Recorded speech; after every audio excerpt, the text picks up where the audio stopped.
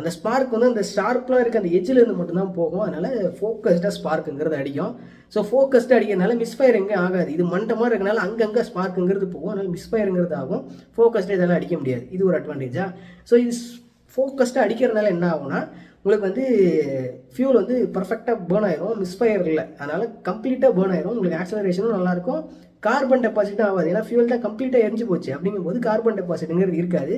Comparatively கண்டிப்பாக இருக்கும், கொஞ்சமாக இருக்கும். ஸோ இதில் வந்து அங்கங்கே மிஸ்ஃபயருங்கிறதாகும், கார்பன் டெபாசிட்டுங்கிறதாகும்.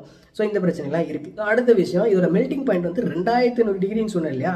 அதனால் ஹீட் நல்லா தாங்கும். இது வரை 1500 டிகிரி தான். அப்படிங்கும்போது ஹீட்டுனால ஏற்படுற அந்த அரிப்பு, மெட்டல் அரிப்பு வந்து அதிகமாக இருக்கும், எரோஷன். ஸோ அதனால் வந்து இங்கே சீக்கிரமாக இதோட மெட்டல் வந்து அரிச்சு நீங்கள் வந்து ரீப்ளேஸ் பண்ணுற மாதிரி இருக்கும். ஒரு 10,000 கிலோமீட்டர்லேயே நீங்கள் வந்து இந்த நார்மல் பிளக்கை ரீப்ளேஸ் பண்ணுற மாதிரி இருக்கும். ஸோ இது வந்து ஒரு 30,000 கிலோமீட்டர்லேருந்து 40,000 கிலோமீட்டர் வரைக்கும் கூட தாங்கும் நல்லா வச்சுருந்தா. ஸோ நல்லா வைக்கலனால ஒரு 30,000 கிலோமீட்டர்